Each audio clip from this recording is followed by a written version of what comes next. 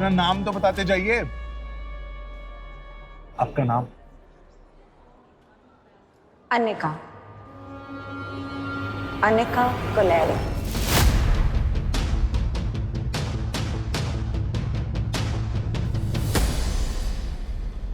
अनिका गुलेरिया को ही पिकअप करने आए हो ना? ओह या ऑफ कोर्स। इस को तो मैं टैक्सी से भेज दूंगा। आप मेरे साथ चलिए, थोड़ी जान पहचान भी हो जाएगी। चलिए ड्राइवर।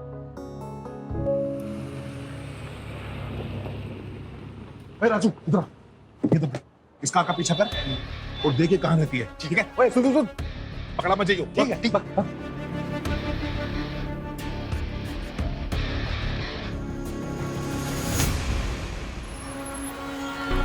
कुणाल के कहने पर उसका ड्राइवर अनिका की कार का पीछा करने लगा। कार की बैक सीट पर रिया गेम खेलने में बिजी थी। गेमिंग की दुनिया में रिया स्वीट एंजल के नाम से काफी पॉपुलर थी। उसके पहनावे से कोई ये नहीं कह सकता था कि वो एक लड़की है। रिया का मासूम चेहरा देखकर अनिका सोच रही थी कि पता नहीं रिया को मनाली लाकर उसने सही काम किया था या गलत। तभी उसे एक फोन आया। 6 सालों से गौतम ने अनिका को कभी फोन नहीं किया था और आज वो पल पल की खबर लेना चाहते थे। कुछ घंटों बाद अनिका की कार मनाली के सबसे बड़े 5 स्टार होटल पैराडाइज में दाखिल हुई। लेकिन कुणाल के ड्राइवर राजू को बुकिंग न होने के कारण होटल में एंट्री नहीं मिली। होटल पैराडाइज मनाली का सबसे खूबसूरत और सबसे महंगा होटल है।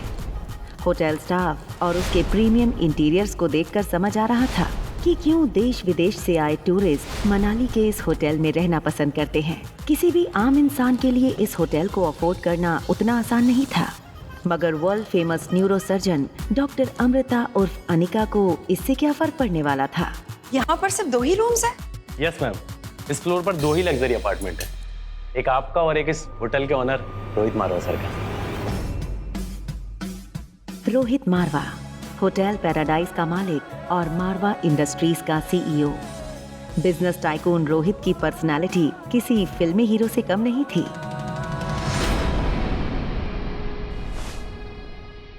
रिया, कम ऑन, फ्रेश हो जाओ।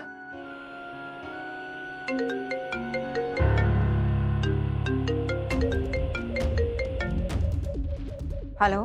What kind of behavior is this, Anika? Kunal 2 घंटे तक तुम्हारा एयरपोर्ट पे वेट करता रहा, तुम उसके साथ आई क्यों नहीं? कहाँ हो तुम? बस अभी आ रहे। अनिका को गौतम का बार बार फोन करना अजीब लग रहा था। इन 6 सालों में अनिका ने गौतम से बात करने की बहुत कोशिश की थी, लेकिन उसने उसका फोन हमेशा इग्नोर किया था। ना उसने अनिका को अपनाया और ना ही रिया को। क्या गौतम ने सिर्फ डिवोर्स पेपर साइन करने के लिए अनिका को मनाली बुलाया है या फिर कोई और बात है जिससे अनिका अनजान है? गुलेरिया हाउस जाने के लिए अनिका जैसे ही अपने रूम से बाहर आई, उसकी असिस्टेंट राज लक्ष्मी का उसे फोन आया। हेलो मैडम, आशा करती हूँ कि आपकी फ्लाइट सेफ और कंफर्टेबल थी एंड आई होप कि आपको नींद भी अच्छी से आई होगी। हाँ हाँ, तुम ये बताओ कि तुमने एक्टिंग करने के लिए कॉल किया है या फिर कुछ और भी कहना है? फिर से वो बिजनेस टाइकून रोहित मारवा का मेल आया है और वो अपने दादी माँ का ट्रीटमेंट देश की सबसे बड़ी न्यूरो सर्जन डॉक्टर अमृता यानी कि आपसे करवाना चाहते हैं और वो भी मनाली में है और आप भी मनाली में हैं। तो मैंने सोचा क्या मैं अपॉइंटमेंट बुक कर दूं? बिल्कुल नहीं। ये जो अमीर लोग होते हैं ना, ये अपने बड़े बुजुर्ग की चिंता करने का सिर्फ ढोंग करते हैं। इनका असली मकसद कुछ और ही होता है, या तो बिजनेस या फिर प्रॉपर्टी। हमें इनसे दूर ही रहना चाहिए। Okay, as you wish. पर मैं एक बात बताना चाहती हूँ। मैंने सुना है कि रोहित मारवा की पर्सनालिटी बहुत डैशिंग है, टॉल, डार्क, हैंडसम और इतने कम एज में इतना बड़ा बिजनेस टाइकून। अगर लाइफ में थोड़ा बहुत रोमांस आ जाता है तो इसमें दिक्कत क्या है? अच्छा, अगर ऐसा है तो एक काम क्यों नहीं करती? क्यों ना तुम डॉक्टर अमृता बन के उनसे मिलो, क्योंकि यहाँ तो कोई डॉक्टर अमृता का चेहरा नहीं जानता। यहाँ तो मैं अनिका गुलेरिया हूँ। अच्छा ठीक है, मैं रोहित का फोटो भेजती हूँ, आप एक बार देख लेना। Okay, bye.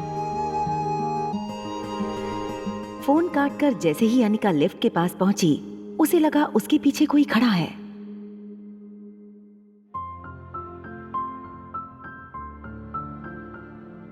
रिया, तुम? मम्मा जल्दी वापस आ जाएगी, ओके? और आते वक्त तुम्हारी फेवरेट चॉकलेट आइसक्रीम लाएगी।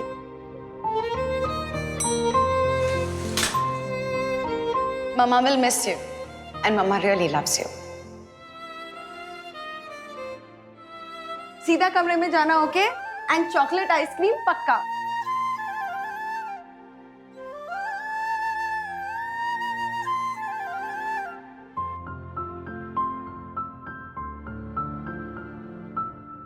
अनिका के जाते ही उसके सामने वाले रूम का दरवाजा खुला और किसी को ढूंढते हुए उससे बाहर आया होटल का मालिक रोहित मारवा।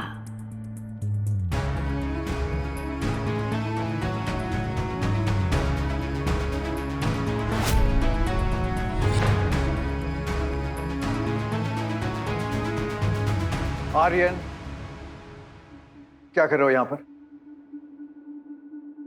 तुम्हें कितनी बार कहा है कि कमरा छोड़कर नहीं जाना है, स्टिल यू डोंट अंडरस्टैंड। कोई बात नहीं, चलो get back to your room. जिस लड़की को रिया समझकर कुछ ही पल पहले अनिका ने बात की थी, वो बच्चा रिया नहीं बल्कि आर्यन था। रोहित मारवा का इकलौता बेटा आर्यन, मारवा इंडस्ट्रीज का इकलौता वारिस। और इन सब में सबसे मजेदार बात ये थी कि रोहित का बेटा आर्यन और अनिका की बेटी रिया दोनों की शक्लें एक दूसरे से हूबहू मिलती जुलती थीं और रिया अभी भी अनिका के कमरे में सो रही थी। आर्यन क्या? आर्यन, ध्यान क्या है तुम्हारा? मुझे चॉकलेट आइसक्रीम चाहिए। ये सुनकर रोहित थोड़ा हैरान हो गया। हमेशा गुमसुम और गुपचुप रहने वाले आर्यन का बर्ताव आज रोहित को कुछ अजीब लग रहा था। आपको एक सेकंड, ये लिपस्टिक का मार्क।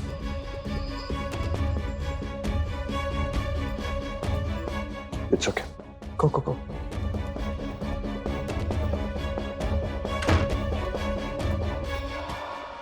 हेलो, मुझे लिफ्ट के बाहर की सीसीटीवी फुटेज देखनी है अभी। फुटेज में रोहित ने जो देखा वो देखकर वो दंग हो गया। आर्यन एक ऐसा बच्चा था जो किसी अजनबी से तो दूर बल्कि रिश्तेदारों से भी ज्यादा बात नहीं करता था, न ही उसके पापा के अलावा किसी के साथ मिक्स होता था। लेकिन सीसीटीवी में आर्यन ने एक बिल्कुल अनजान औरत को अपने पास आने दिया, यहाँ तक कि उसे किस भी करने दिया। ये बात रोहित को बड़ी अजीब लगी। रोहित का पूरा गुस्सा अपने मैनेजर और गार्ड्स के ऊपर निकला। किसी अनजान लड़की को अपने बेटे के साथ यूं घुलता मिलता देख उसे गुस्सा आने लगा था।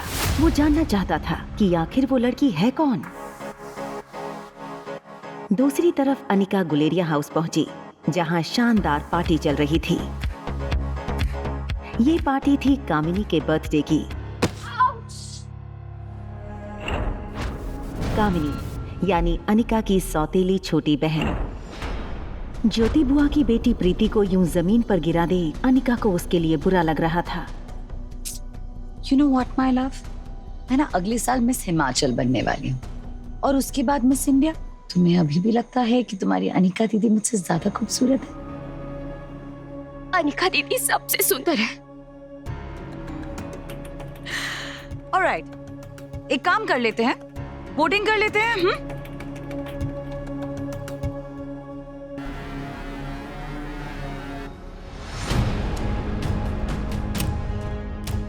कामिनी ने 6 साल पहले वाली मोटी दिखने वाली अनिका की फोटो जलाई और सबके सामने तमाशा बनाने लगी। तो बताओ गाइस, ये अनिका और मुझ में से कौन सबसे ज्यादा खूबसूरत है? किस किस ने मुझे वोट्स दिए? कामिनी, कामिनी, कामिनी, कामिनी, कामिनी, कामिनी, कामिनी, कामिनी, कामिनी, कामिनी। बेचारी प्रीति, तुम तो हार गई। तो अब तुम हारी गई हो तो इसका मतलब तुम्हें सजा भी मिलेगी। तो तुम्हारी सजा ये है कि तुम्हारी अनिका दीदी की जो फोटो की राख है ना, वो मैंने इस जूस में मिला दी। तुम्हें ज्यादा कुछ नहीं करना है, बस इसे पीना है ना? चल, No. Be a good girl. No. Take a sip. Come on, come on, come on, come on.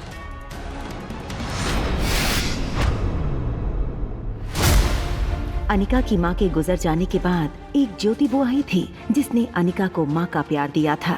इसलिए प्रीति को अनिका अपनी सगी बहन जैसा मानती थी। हार जीत का फैसला खेल खत्म होने के बाद ही होता है, और खेल अब तक खत्म नहीं हुआ है। अनिका दीदी, so happy to see you. Anika, अरे यार, ये अनिका तो कितनी खूबसूरत हो गई है। OMG, ये तो किसी फिल्म की हीरोइन जैसी लगती है यार। She looks so gorgeous and sexy. चलो, जीत किसकी हो गई ये तो पता चल गया। अब सजा जो तय हुई थी वो पूरी कर ली। चलो पी लो। ये कैसे हो सकता है? तुम इतनी कैसे बदल सकती हो? Come on, P low. Come on, पियो ना। Come on, stop it. और तभी ग्लास टूटने की आवाज सुनकर गौतम और अनिका की सौतेली माँ मनीषा वहाँ भागते हुए आ गए। पापा मम्मा, ये अनिका ने जानबूझ के आके मेरी बर्थडे पार्टी स्पॉइल करने की कोशिश की। मैंने तो सिर्फ इससे इतना पूछा कि इसने अपना वजन कैसे घटाया, तो मुझसे कहने लगी कि मैं तुमसे कई ज्यादा खूबसूरत हूँ और तुम्हारी औकात ही क्या है मेरे सामने। डिवोर्स पेपर पर साइन करने के लिए तुम्हें इतनी ड्रामेबाजी करने की जरूरत नहीं। अभी अंदर चलो, मुझे तुमसे बात करनी है।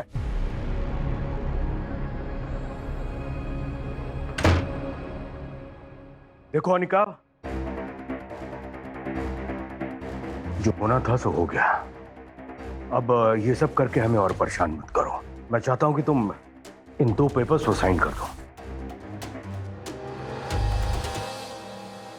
पर मैं यहाँ तो सिर्फ डिवोर्स पेपर्स पर साइन करने आई हूँ। ये दूसरा पेपर? तुम्हारी नई मम्मी और मैं चाहते हैं कि तुम्हारे डिवोर्स के बाद कामिनी और कुणाल की शादी हो जाए।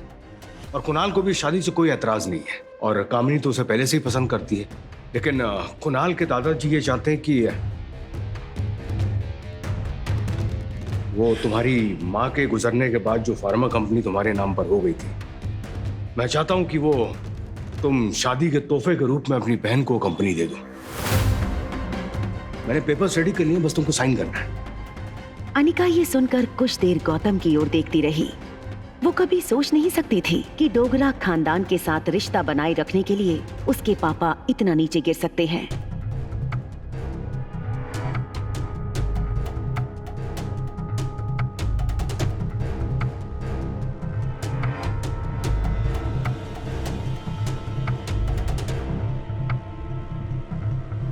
अपना कहने के लिए इस दुनिया में इस कंपनी के अलावा मेरे पास और कुछ नहीं है।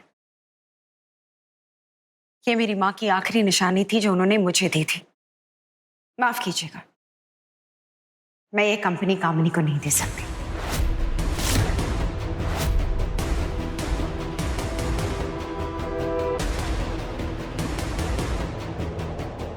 रुको, तुम क्यों हम सब की जिंदगी बर्बाद करने पे तुली हो? पहले ही बिन ब्याही माँ बनके तुमने समाज में हमारी इज्जत उछाल दी है। वो कम था जब अपनी छोटी बहन की जिंदगी बर्बाद करने चली हो।